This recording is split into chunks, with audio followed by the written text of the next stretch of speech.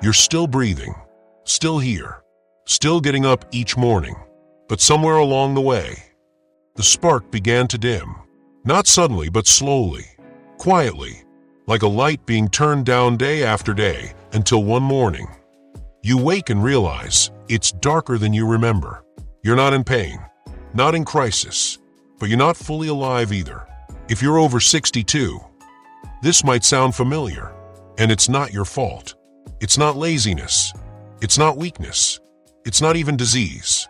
It's disconnection, a silent epidemic among older adults that rarely gets talked about.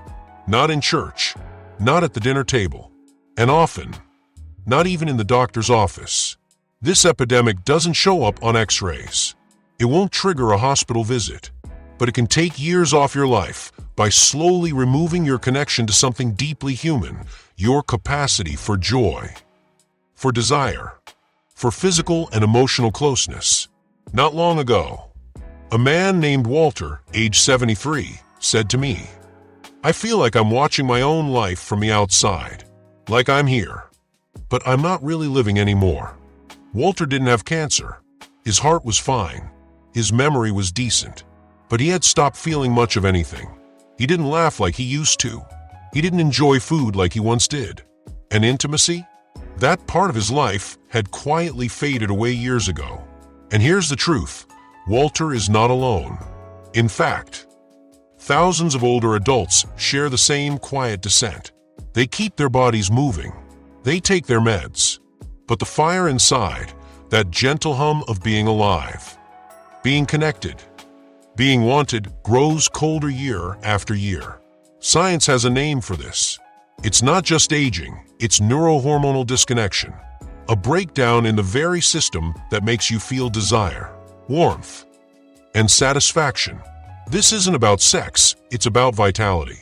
When you lose touch with your sensuality, your body begins to forget how to produce the hormones that support life: testosterone, estrogen, oxytocin, dopamine. These aren't young people hormones. They're life hormones. And when they fade, so does your circulation, your energy, your memory, your immune strength, even your will to keep going. That's why some people slowly disappear before they ever die. And yet, we don't talk about it, because society says, "You're too old." Religion says, "Don't speak of that." And you might even tell yourself, that part of life is behind me. But it's not unless you give it up. You see, what keeps you alive isn't just food or medicine. It's engagement, connection, touch, laughter, desire, hope. When those go missing, your body follows. Have you noticed it? Maybe you no longer enjoy touch. Maybe you feel numb when you try to connect with your spouse. Or maybe you're alone and haven't held another hand in years. Your heart is still beating, but your being feels like it's gone to sleep. That is the silent epidemic. That is why many people don't live well past 82. Not because of disease, but because of disconnection. But here's the good news. It's not irreversible. There is a way back, a path to restore that spark, to reawaken the very center of who you are, not to become young again, but to become fully present again. And it starts with one honest question. When was the last time you truly felt alive? For Walter, it began not with a medicine, but with a memory. He remembered what it felt like to sit beside his late wife, holding hands, talking softly, sharing warmth without saying a word. That memory brought tears to his eyes. But it also brought something else, longing. And longing is a good sign. It means you're still in there, still capable, still deserving. In part 2, we'll go deeper into how reconnecting with your own body, not through shame, but through compassion, can actually extend your life, revive your brain, and bring you back to yourself. Until then, I want you to hear this. You're not done. You're not broken. You're not too far gone. You're still here. And your story, your real story, is still being written. What if the secret to living longer wasn't another pill, or a stricter diet, or more steps on your fitness tracker, but something simpler? deeper, more human. What if it started with your hands? In the silence of aging, many people begin to disconnect from their own bodies. You stop reaching out. You stop receiving touch. You stop feeling. Not because you want to, but because life gradually tells you to let that part go. Children grow up. Partners grow quiet. Society looks away. And you begin to believe that desire, closeness, or even self-care is no longer for you. But let me say something clearly. That belief is one of the most dangerous lies aging will ever whisper in your ear. Because studies now confirm what many elders have long suspected in their hearts. Physical connection, even something as simple as touch, warmth, or private self-intimacy can extend your life. Not figuratively, literally. Let's look at what happens inside you. When you experience pleasurable touch, or even the comfort of your own hand on your body, your brain releases oxytocin, the bonding hormone. Oxytocin doesn't just make you feel loved, it lowers cortisol, stress, reduces inflammation, stabilizes blood pressure, and even boosts immune function. That same moment of connection also triggers dopamine, which lights up the reward centers of your brain. This isn't about lust. It's about presence, about joy, about remembering you are still capable of pleasure and peace. Add to that the hormonal ripple effect. In men, gentle stimulation can support natural testosterone production, helping with energy, memory, and even mood. In women, regular touch has been shown to help maintain vaginal health, lubrication, and comfort, reducing dryness and discomfort that often lead to silence and shame. These are not extra benefits. These are foundational to how your body heals, regenerates, and wants to stay alive. But what happens when you stop? Your nervous system dulls, hormone levels drop, mood dips, circulation slows, sleep becomes fragmented. You feel disconnected from the world around you and from yourself. Not because you're old, but because you stop feeding the very systems that bring you back to life. Now, some may ask, isn't this topic inappropriate at my age? But I ask you this, is love ever inappropriate? Is joy ever undignified? Is healing ever shameful? Of course not. But shame has a way of sticking, especially when we've been taught that talking about our bodies, our real, living, aging, desiring bodies is somehow wrong. Let me tell you about Rosa. She's 75, widowed, sharp-minded, spiritual, deeply kind. For years, she never spoke about her needs. She poured herself into her grandchildren, her church, her garden. But when asked, when was the last time you felt truly at home in your body? She paused for a long time. Then she whispered, I don't remember. That moment broke her heart, and then it opened it. Rosa began gently reconnecting with her own skin. At first, it felt strange. She placed a warm hand on her chest before bed, massaged lotion into her legs slowly. She didn't force herself to feel anything. She just stayed present. And in doing so, she began waking up. Weeks later, Rosa reported something beautiful. She laughed more. Her sleep deepened. Her dreams returned. Her eyes brightened. She felt warmth not just in her skin, but in her spirit. She didn't need a partner. She didn't need approval. She needed permission to be alive again. And so do you? Here's how to begin. 1. Start small. At night, gently place your hands over your heart or stomach and breathe. Just notice the feeling of being present in your own body. 2. Use touch as nourishment. Moisturize slowly. Massage your arms or legs with care. Not rush. Give yourself kindness through your fingertips. 3. If comfortable, explore gentle stimulation. Not as an obligation, but as a way to remind your body that pleasure is not age-bound. 4. Create an environment of safety. Dim lights. Play soft music. Treat this time not as maintenance, but as reconnection. 5. Release expectations. This isn't about performance. This is about presence. About saying to your body, You're still mine, and I still love you. You may be 62, 72, or 82, but your body is still your home. And like any home, it needs light, it needs warmth, it needs care. When you give it that, not from shame, but from reverence, you awaken the very systems that want you to stay, that want you to thrive, that want you to remember you're still here, and you're still worthy of joy. In part 3, we'll go deeper into the restoration method, a simple 5-step process to help you restore your body's emotional and physical vitality, day by day. But tonight, just begin with this. Place your hand on your heart, close your eyes, and tell yourself softly, truly, I am not done. You're just beginning again. Now that you understand how disconnection quietly robs us of vitality and how even gentle, intentional touch can begin to reverse that, what comes next? How do you make it more than a passing thought? How do you rebuild trust with your body when it's been ignored, dismissed, or even shamed for years? The answer is what I call the restoration method.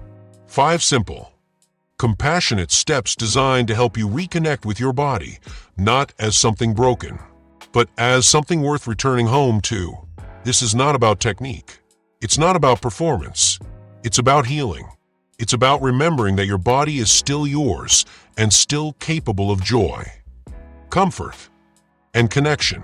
Let's walk through the 5 steps together. Step 1. Permission before anything else.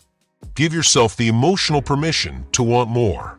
Not just to survive, but to feel, to desire, to explore the possibility that life, at 62 or 82, still has something beautiful to offer you, not just in your mind or soul, but in your body. This might sound simple, but for many, it's the hardest step. We've been told for decades that age should be quiet, that elders shouldn't speak of pleasure, that desire is for the young. But that's a lie. Desire is human, touch is healing, and you are allowed to want both. Say it aloud if you need to. I give myself permission to feel again. Step 2. Preparation. Create a safe, calm space where you can reconnect. No distractions, no bright lights, no rush. This could be your bedroom, your favorite chair, a warm bath, anywhere that feels peaceful and private. Prepare yourself emotionally. This isn't just a moment, it's an offering. You are not fixing yourself. You're meeting yourself. Perhaps for the first time in years, you may feel nervous, tender, unsure. That's okay. The body remembers. It just needs time to trust you again. Step 3. Presence. This is the heart of the method. Not what you do, but how you do it. Sit or lie down. Close your eyes. Place one hand on your heart, the other on your stomach, and breathe. Feel your breath move through you. Notice the texture of your skin. Notice where you hold tension and release it. Slowly, without force. Then, if and when you're ready, begin to explore your body, not to judge, not to fix, but simply to listen. This might mean touching your arms. It might mean massaging your legs. It might even mean gentle stimulation in private places. There is no rule here, only respect, only reverence. Touch with kindness, touch with presence, and most of all, touch with curiosity, not shame. Step 4. Patience. Don't rush. Don't expect fireworks. This isn't about climax. It's about connection. You're building a bridge back to your body, a bridge that may have been broken for years. Bridges take time, but every breath, every gesture, every quiet moment is a brick. Some days, you'll feel more. Other days, less. That's not failure, it's rhythm. And rhythm is how the body finds its way back to life. Step 5. Practice like anything sacred. This requires practice, not as a chore but as a gift. A few minutes every day or even once a week is enough. Over time, something begins to shift. Your sleep deepens, your mood stabilizes, your digestion improves, your confidence grows, your spirit stirs, and one day, you'll notice something strange and wonderful. You'll smile without effort. You'll sit taller. You'll want to be touched or touch without hesitation. Not because you've reversed aging, but because you've remembered who you are. Let me be clear. This method isn't about becoming young again. It's about becoming fully you again in this season, with this body, in this life. Walter, the man I mentioned in part 1, began this practice at 73. After 6 months, he told me something that still brings tears to my eyes. I feel like someone turned the light back on inside me. I don't just wake up, I arrive every morning. I didn't know I could still feel like this. I thought that part of me was gone. It wasn't gone. It was waiting. And so is yours. In part 4, we'll explore the most common obstacles that stop people from starting or continuing this journey. Doubt, shame, loneliness. We'll learn how to overcome them, so your healing doesn't fade, but grows stronger. For now, breathe. Place your hand over your heart once more, and say gently, like a prayer, like a promise, I am returning home to myself. You are, and that home is still full of life. If you've made it this far, something inside you is stirring. Maybe it's a quiet memory. Maybe it's a flicker of hope. Maybe, for the first time in years, you've allowed yourself to believe there's still more for me. And there is. But before we end, we must gently face the 3 shadows that most often stand in the way of healing after 62. Shame, doubt, and loneliness. They are silent. They are strong. And if left unspoken, they will quietly undo every step of restoration you've taken. So let's bring them into the light. 1. Shame. I shouldn't feel this way at my age. Shame says, you're too old for this. Shame says, desire is inappropriate. Shame whispers, you're foolish for wanting more. But shame is a lie planted by a society that forgot to honor aging and forgot to honor the soul that still lives in your skin. There is nothing shameful about wanting connection, about craving closeness, about touching your own hand and feeling warmth rise. You are not asking to be young again. You are asking to be whole again. That is not shameful. That is sacred. 2. Doubt. Will this really work for me? You may wonder, what if I try and nothing happens? What if your body stays quiet?